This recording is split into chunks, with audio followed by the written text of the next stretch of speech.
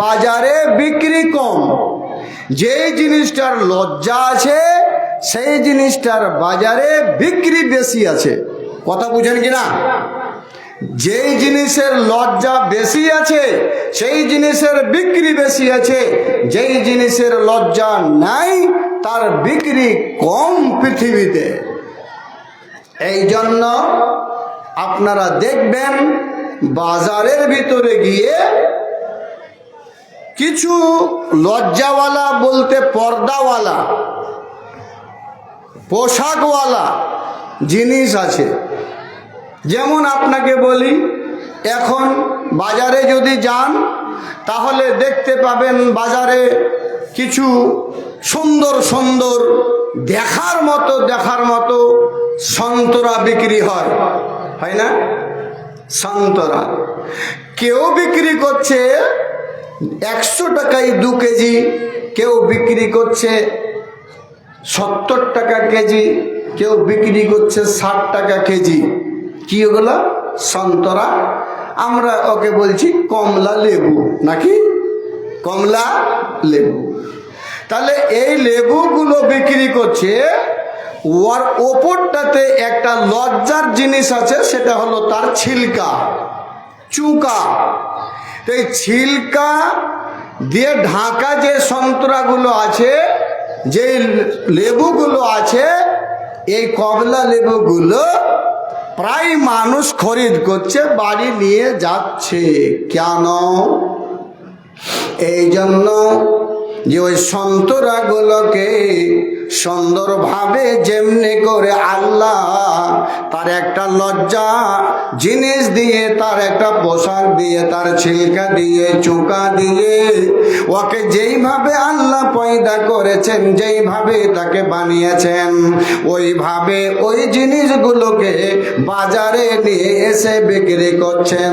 তার কারণে যুবক, কোনো মানুষ সেগুলো নিতে কোনো দ্বিধা করে না। বাজারে বিক্রি হতে ওগুলো কোনো অসুবিধা হয় না। এর যুবক, যুবতীর দলেরা, তার কারণে ওইসব জিনিসগুলো দেখা যায়। গাড়ি অনলোড হয়, আজকে অনলোড হলো, কালকে ওখান থেকে বিক্রি হয়ে চলে গেল। কোনো মানুষ এরকম হয় না যে নিব না বলে ঘুরে চলে যায় না, ওকে খারাপ মনে করে না। কিন্তু আমাদের চাকলিয়া বাজারে, আমাদের হসপিটাল মোড়ে, আমাদের কোন কিশনগঞ্জের বাজারে ওই সন্তরা কমলা লেবুগুলোকে চোকাগুলো যদি ছিলে দেওয়া হয়, চোকা গালাকে যদি ফেলে দেওয়া হয়, ছিলকা যদি না রাখা হয়, আর সেগুলোকে যদি নিয়ে বিক্রি করতে বসে যায়, আমি আজিজুর রহমান বলে দিচ্ছি ভাইরে, সারা থাকবে, অথচ 1 কিলো সন্তরা কেউ খরিদ করে নেবে না। 1 কিলো সন্তরা, 1 কিলো কমলা লেবু কেউ খরিদ করবে না। অথচ আবার বলবে, আরে পাগলা, কোন দেশ থেকে এসেছিস রে পাগলা তুই? কাশ্মীর থেকে এসছো না পাঞ্জাব থেকে এসছো? কোন জায়গা থেকে এসছো? না ওই দার্জিলিং থেকে এসছো তুমি সন্তরা বিক্রি করতে? এই দেশে চুকা ছিলা সন্তরা বিক্রি হবে না রে বোকা, উঠা ভাগ এখান থেকে। দেখা যাবে সন্ধ্যাবেলা ওই সন্তরাগুলোকে কোথাও না কোথাও ওকে ফেলে দিয়ে পালিয়ে যেতে ওকে হবে, উঠিয়ে বাড়ি নিয়ে যাবে না, সন্তরা ওই বেকার হয়ে যাবে। ওয়ার তো আল্লাহ রাব্বুল আলামিন বলছেন, ওয়া কারনা ফি বুয়ুতিকুন্না ওয়ালা তাবাররাজনা তাবাররুজাল জাহিলিয়াতিল উলা। মহিলাদেরকে বলা হলো, হে মহিলার দল, তোমরা ওই জামানা জাহিলিয়াতের মহিলাদের মতো হয়ে যেও না, যারা পোশাক বিনে, পোশাক ছাড়া যারা রাস্তাঘাটে এমনিতে আজারে বাজারে যেখানে সেখানে তারা চলে ফিরে বেড়াতো, তাদের মতো তোমরা হয়ে যেও না। আল্লাহ বলছেন, ভাই, লজ্জা বলতে একটা জিনিস, এমন জিনিস যেই লজ্জা না থাকলে জান্নাত কঠিন হয়ে যায়। আর আল্লাহ রাসূল সাল্লাল্লাহু আলাইহি ওয়াসাল্লাম বলছেন যে আল হায়াউ বিল ঈমান, হায়াটা হচ্ছে একটা ঈমান, আর ঈমান হচ্ছে আল ঈমানু ফিল জান্নাহ, ঈমান হচ্ছে জান্নাতে যাবার একটা পন্থা, জান্নাতে যাবার একটা ব্যবস্থা, জান্নাতে যাবার একটা জিনিস হলো ঈমান। ঈমান যদি না হয় তাহলে জান্নাতে যাওয়া মুশকিল হবে। ভাই, এই আল্লাহর কোরআন এবং হাদিস দ্বারা এটা বোঝা যাচ্ছে যে মানুষকে আল্লাহ রাব্বুল আলামিন পর্দা এমন একটা জিনিস দিয়েছে, লজ্জা এমন একটা জিনিস দিয়েছে, যে লজ্জা জিনিসটা না হলে মায়েরা অপর্দা হয়ে খালি গতরে খোলা শরীরে যদি এরা রাস্তাঘাটে নামে তাহলে ব্যবস্থাটা ওদের ওই রকমই হবে, অবস্থাটা ওই রকমই হবে। যেমন ভাবে একটা উদাহরণ দিলাম যে সন্তরাগুলো যদি চুকা ছিলা থাকে বাজারে বিক্রি হবে না, আমার মায়েরা অমনি ভাবে এরাও বিক্রি সন্তানের কাছে, ছেলেদের কাছে হবে না। যাদের পর্দা, যাদের লজ্জা শরীর থেকে হটে যাবে, যাদের বডি থেকে, শরীর থেকে যাদের লজ্জা চলে যাবে, এরাও অবিকৃতা হবে, এরা বিক্রি হবে না। ভাইরা আমার, তাই মহান আল্লাহ রাব্বুল আলামিন বলেন, এরে আমার মহিলার দলেরা, ওয়াকারনা ফি বুয়ুতিকুন্না ওয়ালা তাবাররাজনা তাবাররুজাল জাহিলিয়াতিল উলা, জামানা জাহিলিয়াতে যেমন ভাবে মহিলার দলেরা এরা রাস্তাঘাটে চললে এরা লেবাসকে নিজের লেবাস মনে করতো না, এরা নিজের বডিটাকে ভালোভাবে এরা পোশাক দিয়ে ঢাকাঢাকি করতো না, এরা খালি গায়ে এরা রাস্তাঘাটে চলাচল করতো। আল্লাহ রাব্বুল আলামিন বললেন, মহিলার দল তোমরা ওইভাবে চলাচল করিও না। তাহলে আজকের বাজারে আমরা যদি দেখতে চাই রে যুবক, অনেকটা মহিলা আমাদের রাস্তাঘাটে চলে, অনেকটা মহিলা এরকম আছে যে আমাদের বাড়ি ঘরে চলাচল করে, ওরা এরকম অপর্দা হয়ে চলে, অথচ আমরা ওইসব মহিলাদেরকেও কোনোদিন কোনো কথা বলি না। তাহলে আল্লাহ রাব্বুল আলামিনের এটা কথা হলো যে তোমরা জামানা জাহেলিয়াতের মতো হয়ে যেও না রে মহিলার দল। এরে মায়েরা, তবে তোমাদেরকে আমি দুই তিনটা কথা আলোচনা করে দিতে চাইব। আল্লাহ রাব্বুল আলামিনের নবী জনাবে মুহাম্মদুর রাসূলুল্লাহ সাল্লাল্লাহু আলাইহি ওয়াসাল্লাম বলেন, মহিলার দলেরা, এই হায়া জিনিসটা হলো ঈমান, আর ঈমানটা হচ্ছে তোমাদের জান্নাতে যাবার মতো একটা জিনিস। হাজার ভিতরে হায়া আছে, হায়া থাকলে তাকে জান্নাতে নিয়ে যেতে পারবে, জান্নাতে যাবার মতো তার ব্যবস্থা হবে। আর যার হায়া শরম লজ্জা থাকবে না, ও কিন্তু কখনো জান্নাতে যেতে পারবে না। এ বন্ধু, এখন দুনিয়ার বাজারে তিন চারখানা জিনিস যেটা আমরা হারাম মনে করি, একেবারে হারাম, আর ওলামায়ে কেরামরা ফতোয়া দেয় সেটা হলো হারাম। তবে হারাম একটু আল্লাহ বলেছেন, ইন্নামাল খামরু ওয়াল মাইসিরু, আরে সারাবি একটা, মদ একটা জিনিস, সেটা হলো হারাম। এবার মদের ভিতরেও হায়া লজ্জা আছে, মদের ভিতরেও শরম আছে, মদের ভিতরে সারাবের ভিতরে লজ্জা আছে, তাদের ভিতরে হায়া আছে। এমন একটা জিনিস যেটা হারাম তবুও তাকে লজ্জা কিংবা তাতেও শরম জিনিসটা পাওয়া যায়। জর্দা খায়নি মানুষ খায়, জর্দা খায়নি খেলেও কিন্তু তার ভিতরে লজ্জা বলে জিনিস একটা পাওয়া যায়, তার ভিতরে শরম বলে একটা জিনিস পাওয়া যায়, যদিও সেটা হারাম জিনিস মানুষ খায়। জর্দা খায়, খয়নি খায়, তবুও তার ভিতরে লজ্জা পাওয়া যায়। বলে কেমন করে মাওলানা, কি কথা বলেন যে শরাবের ভিতরে কেমন করে লজ্জা হলো? এরে বন্ধু, যদিও মানুষ শরাব পান করে কোন জায়গাতে গিয়ে, বাড়ির আড়ালে, ঘরের ভিতরে, কোন জায়গাতে গিয়ে লজ্জা লজ্জা রেখে পান করে। আবার দেখবেন খৈনিও যদি খায় হাতের ভিতরে মলে, আর হাতের ভিতরে মলার পর ওই খাইনিটাকে মানুষের মুখের ভিতরে ঠোঁটের ভিতরে ঢুকিয়ে দেয়, আর ঠোঁটের ভিতরে ঢুকিয়ে দিয়ে সেটাকে চেপে ধরে থাকে। মানুষ সেটাকে দেখতে পায় না, ওটারও ভিতরে লজ্জা দেখা যায়, ওটার ভিতরে শরম পাওয়া যায়। জর্দা যদিও খায়, জর্দার ভিতরে লজ্জা পাওয়া যায়, জর্দার ভিতরে একটা শরম পাওয়া যায়। বলে কি যে জর্দা খাওয়ার লোকটাও কিন্তু পানের ভিতরে ঢুকিয়ে মুখের ভিতরে ভরে দেয়, কোন মানুষ ওটাকে আর দেখতে পায় না, তাতেও লজ্জা পাওয়া যায়। তার ভিতরে এই হারাম জিনিসের ভিতরে এমন একটা জিনিস আছে যার ভিতরে লজ্জা শরম বলতে কিছুই নাই। বলবেন মাওলানা সেটা কি? সেটা হলো সিগারেট আর বিড়ি। এই সিগারেট আর বিড়ির ভিতরে কোনো লজ্জা জিনিসটা পাওয়া যায় না। কি করে? দু চারজন মানুষ দাঁড়িয়ে আছে, বসে আছে, আলেম আছে, মাওলানা আছে, বাপ আছে, ওখান করে তবুও ডান হাতে নয় বাম হাতে ধরেছে, আর হঠাৎ করে মেরে দিয়ে তখন মুখে টান দিয়ে, আর সমস্ত লোক দেখতে পাইছে যে হারামজাদা বিড়ি টানার পরে আবার ধোঁয়াটাকে সব লোকের সামনে ছাড়ছে, একবারে বেপরদাতে। লজ্জা বলতে কিছু নাই, হ্যাঁ, বেলজ্জা একদম এটা জিনিস। জি, যদিও শরাব পান করনে বলা চুরি করে পর্দার ভিতরে লুকিয়ে খায়, লজ্জা শরম করে খায়, খৈনির ভিতরে শরম, জর্দার ভিতরে শরম, জি, কিন্তু বিড়ি আর সিগারেটের ভিতরে শরম লজ্জা বলতে কিছু নাই, এটা আরো বেহায়া।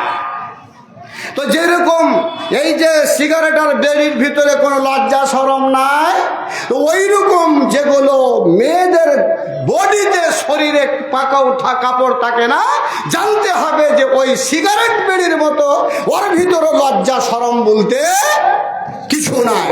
যেমন এই বেড়ি খাওয়া, সিগারেট খাওয়া ছেলে, সিগারেট বেড়ি খাওয়া মানুষ, এ বাপ বুঝে না, এ কোনো অপর লোক বুঝে না, এ আলেম ওলামা বুঝে না, এ কোনো নামাজি বুঝে না, এ মসজিদ বুঝে না, এ মাদ্রাসা বুঝে না, কিছুই বুঝে না। যেখানে মনে সেখানে মানে টানা হলেই হলো, মুখ দিয়ে টেনে শো করে ছেড়ে দেয়, মনে হয়েছে ওর মুখ দিয়ে আর নাক দিয়ে রেলগাড়ির ধোঁয়া বের হয়েছে।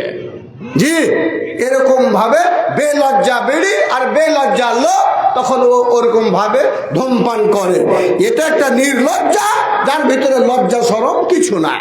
ওই একটা নির্লজ্জা মহিলা যারা কি করে, যারা রাস্তাঘাটে চললেও তারা পোশাক ভালোভাবে মাথায় দেয় না। ভাইয়েরা আমার, মায়েরা আমার, এ মা, তোদের ব্যাপারে একটা আলোচনা এটা করে দিই যে আল্লাহ রাসূল সাল্লাল্লাহু আলাইহি ওয়াসাল্লাম মেরাজে যখন গেলেন, মেরাজে যাওয়ার পরে জাহান্নামের ভিতরে কিছু কিছু মহিলাকে আল্লাহ রাব্বুল আলামিনের নবী দেখলেন যে তাদেরকে উল্টা করে বাঁধানো হয়েছে। উল্টা মানে পাগুলোকে নিচন দিকে করা, উপর দিকে করা হয়েছে, চুলগুলোকে নিচের দিকে করা হয়েছে। কিংবা অন্য হাদিসে পাওয়া যায় যে তাকে চুলগুলো দিয়ে ঝুলা অবস্থায় উদান করে তাকে খালি করে বেঁধে ঝুলিয়ে দেওয়া হয়েছে। প্রশ্ন হলো কেন এইভাবে তাকে শাস্তি দেওয়া হয়েছে? সেই দিন আল্লাহ রাসূল সাল্লাল্লাহু আলাইহি ওয়াসাল্লামকে হযরতে জিবরিল আমিন আলাইহিস সালাম বলেছিলেন, আল্লাহর নবী শোনেন, এই মহিলাগুলোকে, মেয়েগুলোকে এই জন্য এইরকম ভাবে শাস্তি দেওয়ানো হয়েছে যে এই মেয়েরা, এ মহিলারা, এরা দুনিয়ার ভিতরে এত নির্লজ্জ ছিল রে, তারা কাউকে কেয়ার করতো না, তারা মানুষকে মানুষ মনে করতো না। পাটিতে দাঁড়িয়ে মিম্বার হয়েছিল, মেয়ে তবু মিম্বার হয়েছিল। মিম্বার হওয়ার ফুটানিতে, মিম্বার হওয়ার অহংকারে, মিম্বার হওয়ার তার মানে গৌরবে এমন হয়েছিল, পঞ্চায়েত অফিসে বসে বসে ট্যাং ঝুলাচ্ছিল মা বোন।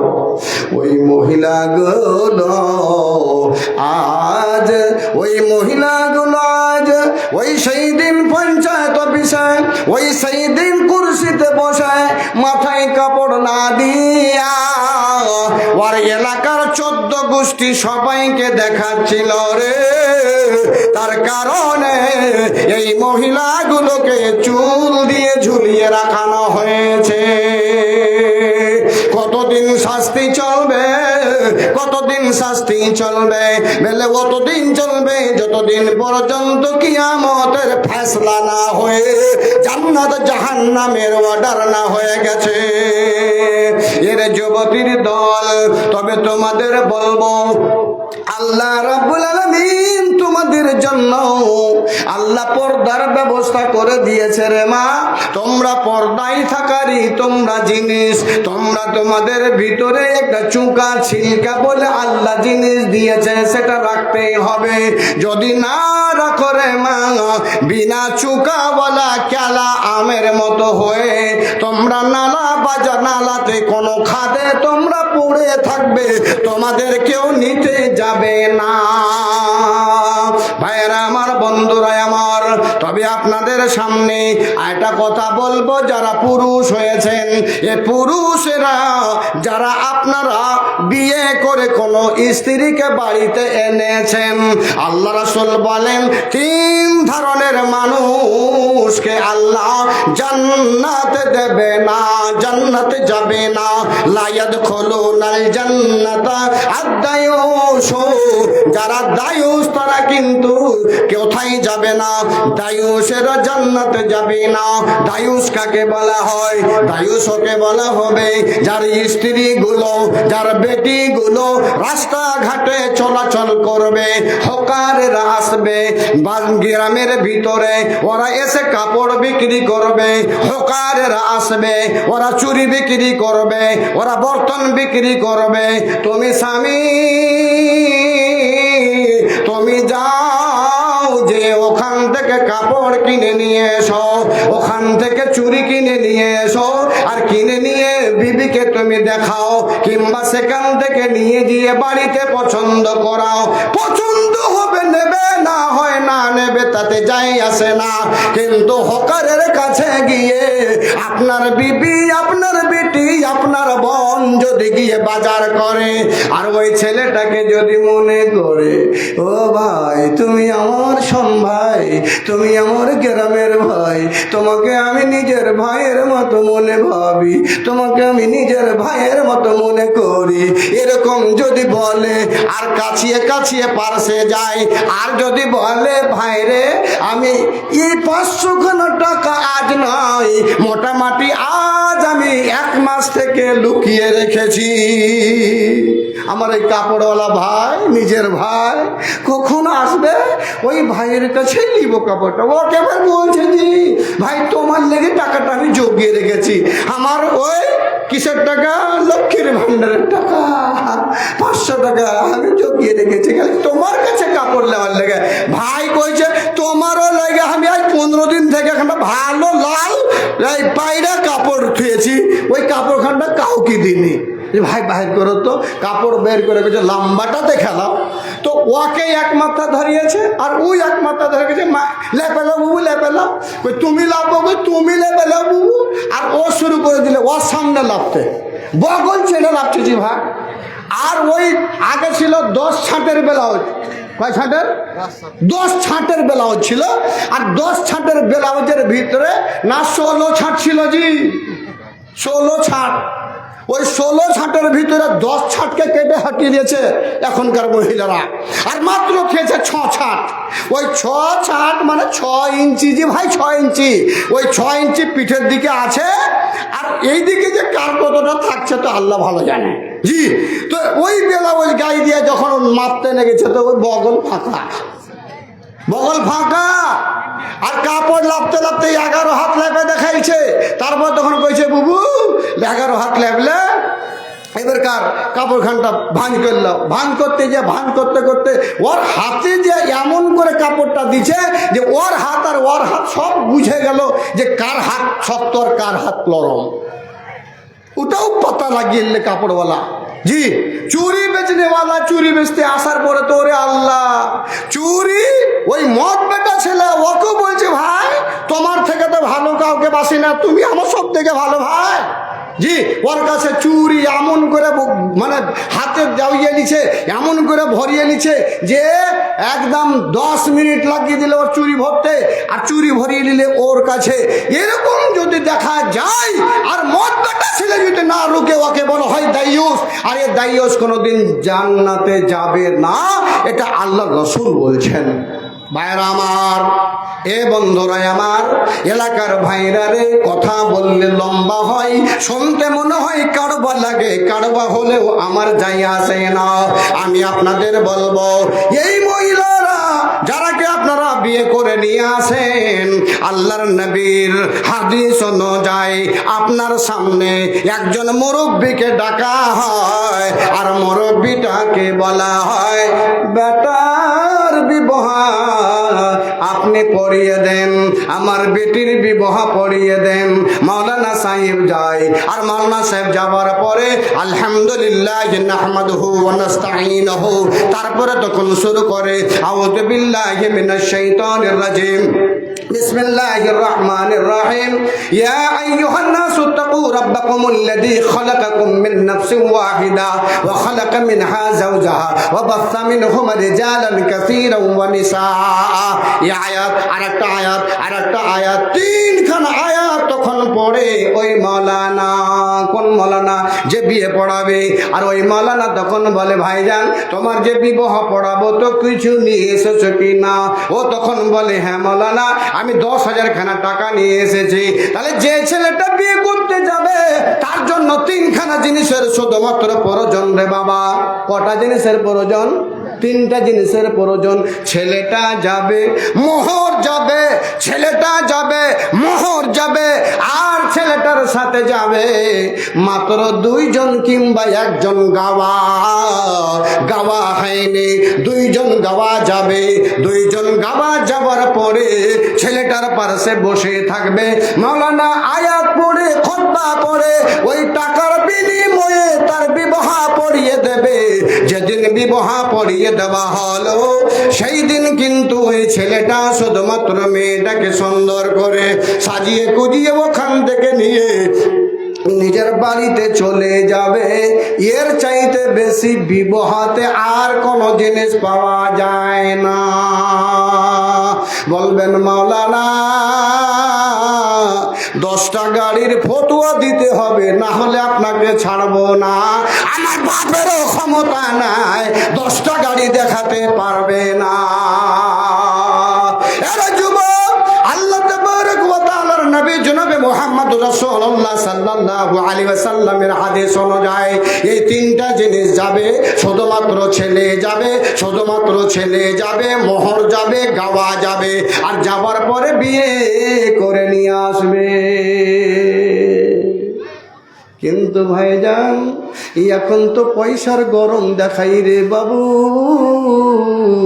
বিয়েটা ছেলের দেবে, ছেলেটা আয়ে বিয়ে পাস করেছে, দোকানে বসে বসে আলোচনা করছে বেটার বিবাহ দিব, চাকলিয়ার এলাকে জানিয়ে দিব, এমন করে খাওয়াবো জানে বুঝতে পারে আমার বেটার বিবাহ দিতে আমি এলাকার থেকে বেশি ভালো করে খাইয়েছি। মরে দেখ তোকে বিষ খাওয়াবে রে, এ হারামখোর, তোকে বিষ খাওয়াবে আল্লাহ, আর বিষ খাইয়ে তোকে মারবে।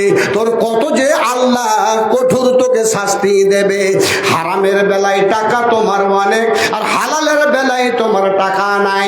আল্লাহর পথে টাকা নাই, ওই শয়তানের পথে তোর টাকা যায়। তবে আপনাদের বলে দিচ্ছি রে বন্ধু, আল্লাহ তাবারক ওয়া তাআলা রাসূল বলেছেন হাদিসের ভিতরে যেটা, সেটা হলো ছেলে যাবে, ছেলেটার সাথে মোহর যাবে, ছেলেটার সাথে গাওয়া যাবে, আর কার্ড ছাপা যাবে না, গরু কাটা যাবে না, 10-20টা গাড়ি ভাড়া করা যাবে না, যাবে না। আবার কার্ডে তখন লেখে বেটাই 20 টাকা কার্ড তৈরি করেছে, 25 টাকা বলা কার্ড তৈরি করেছে। 2 দিন 4 দিন শুধুমাত্র খালি গাড়িতে খালি বিতরণ করতে লেগেছে, আর দোকানে বসে বসে আলোচনা করছে ভাই হে 500 খানা আমি কার্ড ছাপিয়েছি 7 দিন ধরে। খালি আমার ম্যাজকল বেটা খালি ওই কি একটা গাড়ি কইছে ওটা কিছু হয় পালসারের উপরে গাড়িটা? হ্যাঁ রে অ্যাপাচি, ওটা তো বাপ আছি। ওটা অ্যাপাচি কেন রে? ওটা বাপ আছি, উনি অ্যাপাচি নয়। আজকাল কয়েছে যে ছেলে বিয়ে করতে আসছিস তো কি তুই মানে ভয় করছিস নাকি? তোর বাপ না আছে তো কি আছে? হ্যাঁ আমি তোর বাপ আছি, মানে ও ওর বাপ আছে, ডিহি দিবে, মানে গাড়ি দিবে, অ্যাপাচি গাড়ি দিবে, ফের ডিহিও দিবে, টাকা পয়সাও দিবে। তোর ওই বাপ না পাচ্ছে তো হ্যাঁ আমি তোর বাপ আছি, আর গাড়ি দিবে অ্যাপাচি, দুটাই হবে বেটা, চিন্তা করিস না। তাহলে ওই সব গাড়িতে বিতরণ করতে লাগলো খালি 10 দিন কাটটি 500 কার্ড। এই কার্ড বিক্রি করনে वाला তোমাকে বলছে যে আল্লাহ রাব্বুল আলামিন এমন একটা পর্দার জিনিস দিয়েছে, এমন একটা লজ্জার জিনিস দিয়েছে, সেই জিনিসটাকে আজ পর্যন্ত পৃথিবীর মানুষ কেউ কিন্তু সেটাকে মানুষকে মানুষ দেখাতে পারলো না, দেখাতে পারলো না। আর ওই জিনিসটা হবে কবে?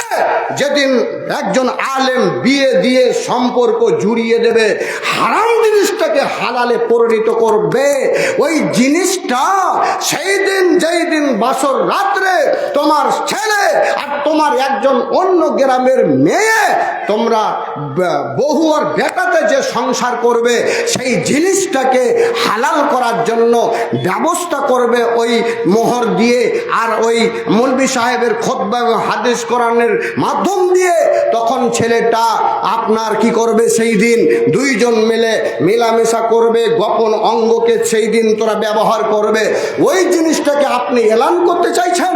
ওরে গ্রামের মানুষ, ও এলাকার মানুষ, এই যে দেখো অমুক তারিখে আমার বেটার বিবাহ হবে, সেই দিন আমার বেটা সেই দিন গোপন অঙ্গকে সেদিন তারা ইস্তেমাল করবে, ব্যবহার করবে। তোমরা জেনে নাও, তোমরা জেনে নাও। এ জানাতে চাইছো, এটা জানাতে চাইছো তুমি কারবিল্লি করে যে আমার বেটা এরকম কাজ করবে? যেহেতু আল্লাহ রাব্বুল আলামিন ওটাকে তো গোপন করার জায়গা দিয়েছে, পর্দার জায়গা দিয়েছে, লজ্জার জায়গা দিয়েছে, সেখানে লজ্জা করা দরকার যে না, আমার ছেলেটা, আমার বৌমা এসে সেই দিন চুপে চাপে সেদিন সংসার করে, তারপরে তখন আল্লাহর রাসূলের হাদিস অনুযায়ী সেই ছেলেটা অলিমা করবে। কিসের অলিমা করবে? কিসের অলিমা দিবে? অলিমা দিবে, ওহে আমার ভাইয়েরা, এ আমার চাচা, এ আমার গ্রামের উমুক, আমার গ্রামের মৌলভী সাহেব, আলহামদুলিল্লাহ সুম্মা আলহামদুলিল্লাহ, আল্লাহ রাব্বুল আলামিনের অর্ডারে, আল্লাহ রাব্বুল আলামিনের আদেশে আজ আমি একটা মেয়ের সাথে সংসার করেছি। যাই হোক, একটা আমাকে আল্লাহ আমাকে জোড়ার ব্যবস্থা করে দিয়েছে, তার শুকরিয়া আদায় করার জন্য আজকে একটা ছাগল কেটেছি, আজকে একটা পোলট্রি কেটেছি, আজকে একটা মুরগি কেটেছি। এসো হে তোমরা আমার বাড়িতে অল্প কিছু খাবার খেয়ে যাও, এটা হলো তোমার খাওয়া জায়েজ, তুমি খেতে পারো। আল্লাহ রাসূল অর্ডার করেছেন, আমার উম্মতের দল, তোমরা ওই তোমার স্ত্রীর সাথে তোমার ওই যেই মেয়েটাকে হালাল করে তুমি নিয়ে এসছো, যেটা তোমার জন্য হারাম ছিল, ওটাকে তুমি নিয়ে এসে এখন যে তুমি তার সাথে সংসার করেছি, তার সাথে যে আমি মিলামিশা করেছি, তার শুকরিয়া আদায় করার জন্য আমি আজকে একটা ছাগল কেটেছি, এসো আমার বাড়িতে আপনারা খেয়ে যান। কিন্তু মেলামেশার আগে ওই গোপন জিনিসটাকে যেখানে তোমার বেটা, আমার বেটা, আপনি আর আমি ঘরের ভিতরে অন্ধকারে যেই জিনিসটাকে ব্যবহার করেছেন, সেই জিনিসটাকে আল্লাহ এমন ছুপায়িত রেখেছেন, রাসূল এমন ছুপায়িত রেখেছেন, তুমিও এমন লুকিয়ে রেখেছো।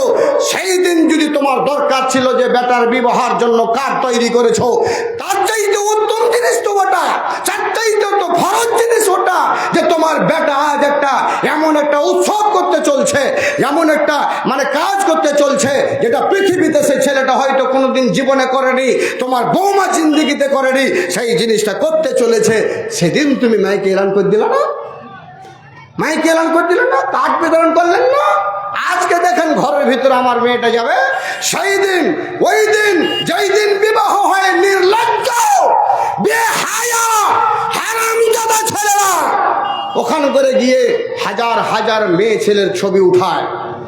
হাজার হাজার মেয়ে ছেলের ছবি উঠায় আর ছবি উঠিয়ে ফেসবুকে ছেড়ে দেয়। হাজার হাজার ছেলের হাজার হাজার মেয়ের ফটো উঠিয়ে আবার নিজের মোবাইলে অন্য ভাবিকে দেখায়, অন্য কোনো বান্ধবীকে দেখায়, অন্য বন্ধুকে দেখায়। দেখবে ওই দিন গেছিল বিয়েতে, আর বিয়েতে যাওয়ার পর একটা বেটি ছেলে, ও কিন্তু মাস্তানি করছিল, দেখাচ্ছিল, মাথায় কাপড় ছিল না, বুকে কাপড় ছিল না, টিভির মতো খুলে দেখাচ্ছিল ওই মেয়েটার ফটো করেছি, আই দেখবি তো। হয় নির্লজ্জ, তোমাকে শরম নেই। তোমার বোনটার যদি করতো অন্য ছেলে, তখন তোমাকে কেমন লাগতো বলো? কেমন লাগতো তোমাকে? তোমার তো বোনটার ফটো তো তুমি করতে দেবে না, তোমার মার ফটো তুমি করতে দেবে না। তোমার মার তোমার বোনের ফটো যদি করে, তোমার বেটির যদি ফটো করে, তার চামড়া উঠিয়ে দেবে। আর তুমি অপরের ফটো করতে যাও, তোমাকে লজ্জা লাগে না? তোমাকে মারবে না, তোমাকে পিটবে না? জি, আহা। তো সেই দিন ফটো করলে ওই সব মেয়ে ছেলেগুলোর কিন্তু আরো তো মানে জিনিস এমন একটা সেদিন ছেলেটা করতে চাইছে যে আজকে আমার দুইজনের বাসর রাত হবে, সেখানে গিয়ে আপনি ঢুকে ওখানে ফটো করলেন না, ওখানে ফটো করলেন না। আহা, ওখানে তোমার লজ্জা আছে, ওখানে তোমার শরম আছে, ওখানে লজ্জা বলতে জিনিসটা ছুপিয়ে রেখেছো। কিন্তু বন্ধু, ওই জায়গাতে যেখানে তোমার বিয়ে চলছে, যেখানে তোমার ওই মেয়েরা দাঁড়িয়ে আছে, সেখানে তোমার লজ্জা আর নাই। ওখানে সব লজ্জা শেষ করে দিয়ে তখন তুমি সেখানে catch catch catch catch catch করে ফটোগুলো উঠাচ্ছ। সতর্ক হয়ে